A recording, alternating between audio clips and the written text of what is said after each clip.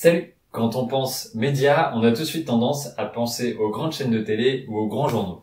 Mais as-tu pensé à contacter les médias qui agissent autour de toi? Ils sont souvent moins connus, mais très nombreux, et peuvent permettre de faire rayonner tes actions sur ton territoire.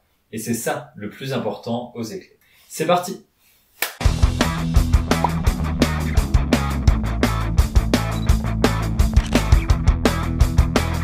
Déjà, qui sont les médias locaux? Le plus classique que l'on connaît reste la presse locale. C'est toujours un média auquel les Français sont très attachés et qui est très lu. Alors, même si tu es très occupé avant de partir en camp, pense parfois à les contacter pour qu'ils viennent vous rendre visite et qu'ils fassent un petit article sur votre activité. Il y a aussi la radio locale. Le réseau de radio locale est très développé en France et je suis sûr que t'en connais une, voire même que tu l'écoutes presque tous les jours dans le bus ou dans la voiture. Mais as-tu pensé à les contacter pour qu'ils parlent de ton rassemblement ou de ton activité? Et enfin, la télé locale. Quoi de mieux que de passer à la télé pour faire découvrir vos activités aux habitants de votre région? Je pense que je mettrai un cadre de télé. Au moins je m'en rappellerai. Même si les chaînes nationales prennent beaucoup de place, aujourd'hui, la télévision locale couvre quand même 70% des Français. Donc je suis sûr qu'il y en a une pas très loin de chez toi.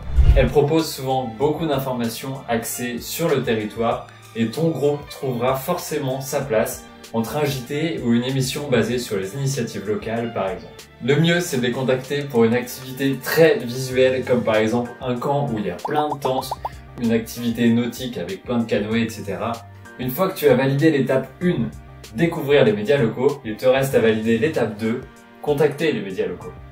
Le plus important, c'est d'arriver à se faire connaître par les médias locaux. Tu peux par exemple les contacter en leur décrivant une activité que vous avez déjà pu faire dans l'année et en y ajoutant quelques photos. Bon, pas les 800 dernières photos de ton camp d'été, mais 2 ou 3 photos, ça peut les aider à comprendre concrètement ce que vous faites durant les activités. Pour t'aider à présenter l'association, tu peux aussi te référer à l'épisode 2 de cette série Recommuniquons, dans lequel on parle de comment communiquer au nom des écoles. N'oublie pas que souvent, que ce soit ton groupe ou les médias locaux, tout le monde est un peu dans le même bateau et cherche à se faire connaître. Donc si tu en as l'occasion, n'hésite pas à proposer une coopération qui est utile aux deux parties.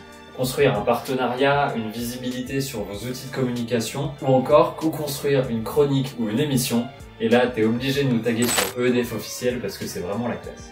Enfin, pense avant tout à construire ton message. N'hésite pas à préparer quelques chiffres ou quelques anecdotes croustillantes. Ouais, je suis sûr que t'en as une derrière la tête. Sois clair dans les informations que tu donnes et dans ton message. Et surtout, n'hésite pas à laisser les coordonnées de ton groupe pour qu'on puisse vous recontacter par la suite. Dans la fiche technique qui est liée à cette vidéo, tu trouveras toutes les informations pour faire un communiqué de presse aux petits oignons et le suivre le mieux possible. Voilà, tu es maintenant incollable sur les médias locaux, mais aussi sur les réseaux sociaux, la propriété intellectuelle, le matériel est communiqué au nom des éclairs.